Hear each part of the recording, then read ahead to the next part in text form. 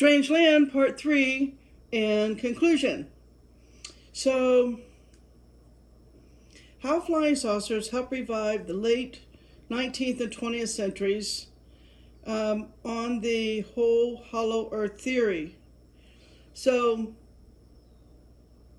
again, not a coincidence. I mean, they have flugelrads.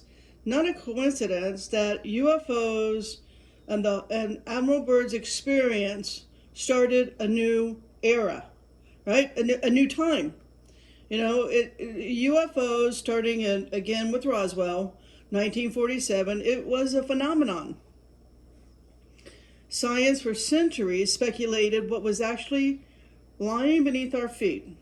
So, way back in 1692, astronomer Edmund Halley postulated that Earth is a hollow shell about 500 miles thick, with two inner concentric shells and an innermost core.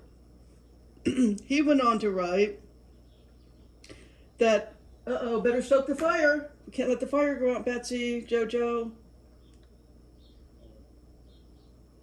All right, so he went on to write that each sphere could support life because the spheres were bathed in a perpetual light from a luminous gaseous atmosphere that filled all of the inner spaces. Later, fast forward to 1869, Cyrus Reed Teed was an alchemist at Utica, New York. He wrote that he received a spiritual illumination from the divine motherhood, who told him that the universe occupies a hollow cell in solid rock 8,000 miles in diameter. We live and walk on the spherical inner surface of this cell, our heads pointing towards its center where the sun hangs. The entire universe that we see in the sky lies within this cell cradled in the hands of God. The early 1900s saw a release of two popular books about hollow earth, right? William Reed's 1906, The Phantom of the Poles, and Marshall Gardner's 1913, A Journey to Earth's Interior, or Have the Poles Really Been Discovered? Both of these books got all kinds of media attention with national newspapers, with the first one being in the Chicago Daily Tribune, publishing articles that the readers loved, with fantastic stories of mysterious natural phenomenon attributed to the hollow earth and Arctic explorers searching for polar openings to take them into the hollow interior of the planet. Edgar Rice Burroughs, a popular author of the Tarzan books, also contributed to the hollow earth frenzy with his action-adventure novels about the subterranean world of Pellucidar. Is that how you say that?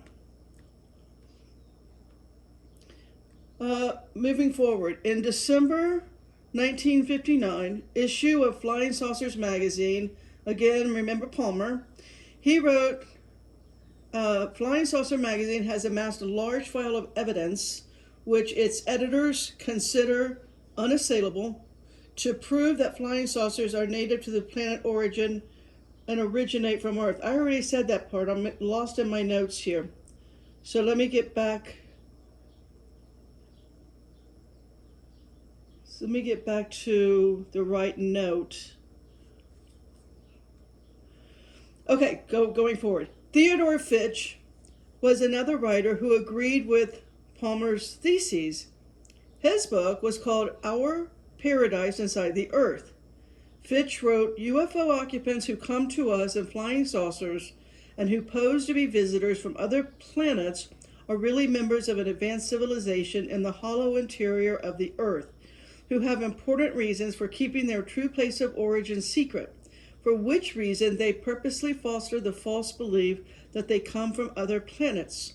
Another person who wondered about flying saucers and their possible connections to the ancient legends of lost civilizations and underground kingdoms was Professor de Souza, the leader of the Brazilian Theosophists. Professor de Souza had for years been interested in Agartha legend. I think that's the book I'm going to read next, is the Agartha one. And if I do, I'll do a video on it. And the more he pondered over the legendary underground kingdom and its network of tunnels, the more he came to the conclusion that flying saucers were the answer. His theory was that subterranean dwellers, that book right here that I've been pointing to, that talks a lot about all kinds of subterranean dwellers. It's a huge book. It's like 1,000 pages. Anyway, his conclusion that flying saucers were the answer. He theorized that subterranean dwellers were an advanced race, so if they were capable of living and thriving beneath the Earth's surface, there was no reason why they shouldn't have developed aerial ships far more advanced than anything known on the surface world. The round and saucer shape of these craft, along with the maneuverability and speed, seem to make them ideally suited for traversing the network of tunnels that lead to and from the underground kingdom. Again, in 1957, the ideas of de Souza were carefully looked at by a writer named O.C. Huguenin. His book was called The Subterranean World to the Sky, Flying Saucers. He writes, the hypothesis of the extraterrestrial origin of the flying saucers does not seem acceptable. Huguenin wrote, we must consider the most recent and interesting theory that has been offered to account for the origin of flying saucers, the existence of a great subterranean world with innumerable cities in which live millions of inhabitants. This other humanity must have reached a very high degree of civilization, economic organization, social and cultural and spiritual development, together with an extraordinary scientific progress, in comparison with whom the humanity that lives in the Earth's surface may be considered as a race of barbarians. So according to that information, supplied by Commander Paulo Justino Strauss, an officer of the Brazilian Navy, the subterranean world is not restricted to caverns, but is more or less extensive and located in a hollow inside the earth large enough to contain cities and fields where human beings and animals live, whose physical structure resembles those on the surface. Huguenin then describes, and I'm going to look for his book also, Huguenin then describes how these people, far in advance of the rest of humanity in terms of scientific development, devised machines called vimanas. That is more familiar to me than Flugelrads. Vimanas. That I've been hearing for at least, well, since I been here in Sedona, so I've been here like 17 years now, something like that. Vimanas, that's a more common term than Flugelrads. All right. Anyways, these vimanas, they flew in the skies and the tunnels like aircraft, utilizing a form of energy obtained directly from the atmosphere. They were, he said, identical with what we know as flying saucers. The flying saucers have for some time now had some kind of unusual association with the North and South Pole areas of the Earth. Many have speculated that this is because giant entrances to the interior of the planet exist in these places. So, what if something even more strange is happening in the Arctic and Antarctica? So, a research team of US and UK scientists have accidentally come across an incredible discovery while they were working on a joint weather research project in Antarctica.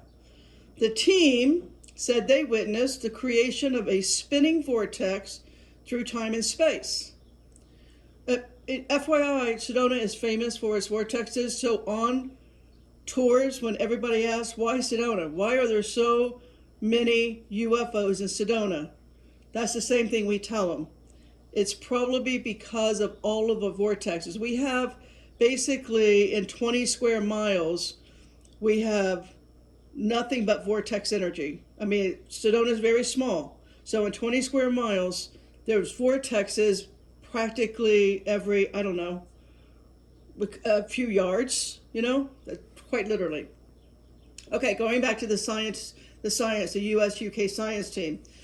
The U.S. physicist Marianne McLean testified that she and her colleagues became aware of a spinning gray fog in the sky over their heads. They initially dismissed the phenomenon as merely part of a random polar storm.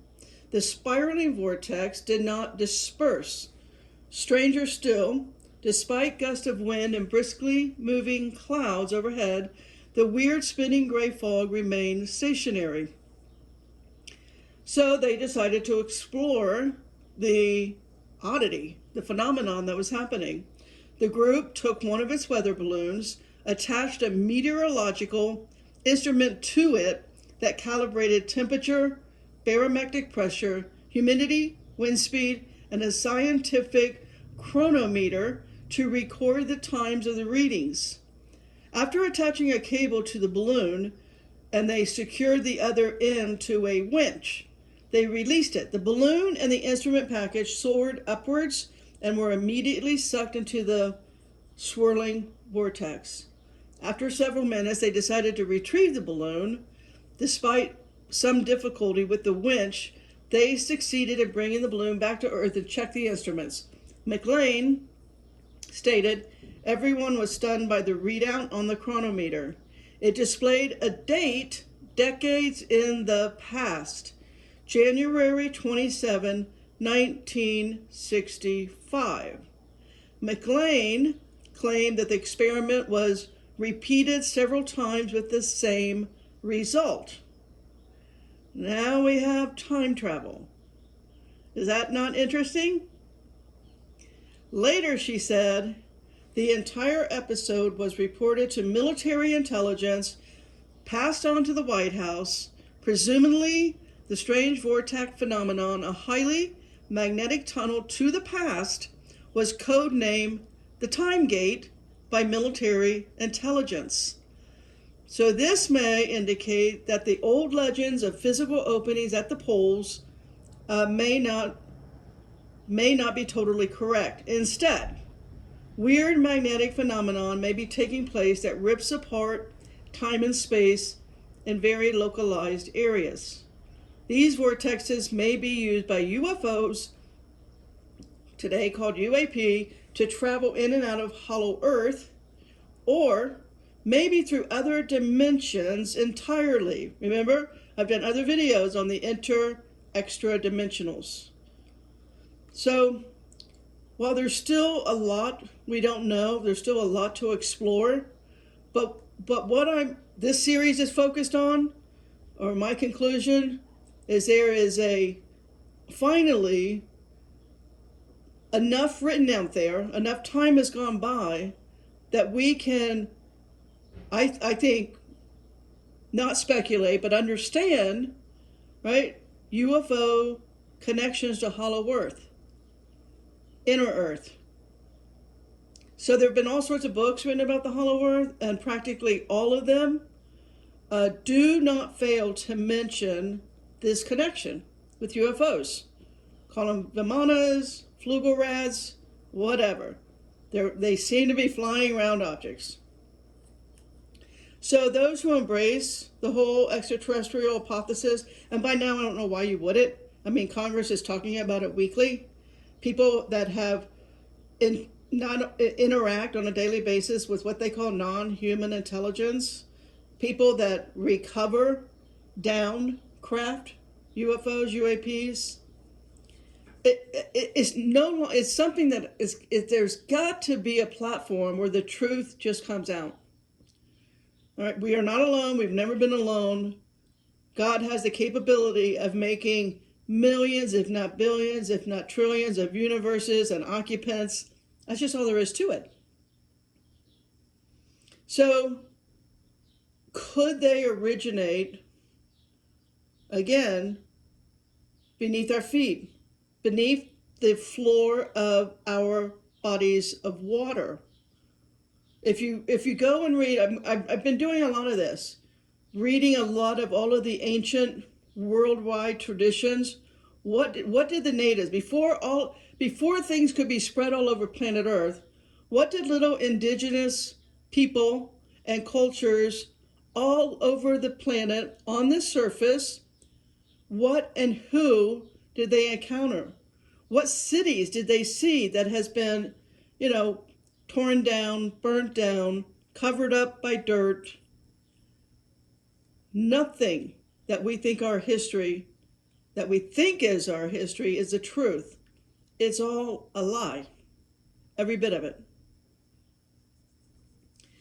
So, going back to the ancient worldwide traditions, it's unlimited how much you can find about their connection, their conversations, their interaction, right, with these people who live in the inner world. Some call it the inner world, hollow earth, whatever. And all of the time, they were blessed to be visited by them. They were given technology in their day, would be considered technology. Their societies and their cultures thrived because of their interaction with these people. These people brought something to them to help them be more comfortable, grow food more easily, agriculture, medicinal plants, just like what the Hopi talk about. Teaching them astronomy or medicinal plants and irrigation. In other words, these people came with only one goal in mind: to improve the life of the surface dwellers. And the surface dwellers to this very day, they still have ceremonies, songs, dances, traditions yearly in an effort to invite them back. We want you back. Please come back. Please come help us once again to renew and restore our way of life. Please upgrade us. Please give us your refinement, your sophistication, your tech. They do come out every couple of thousand years and do that. And that's why I'm telling you, we're in a timeline where this is going to happen again.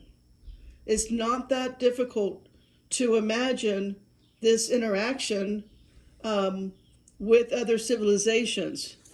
It's not a little green men story any longer. It's not taboo. It's our reality. It is the supernatural world that our source, our creator, our God made. Amen, Potter? Potter out.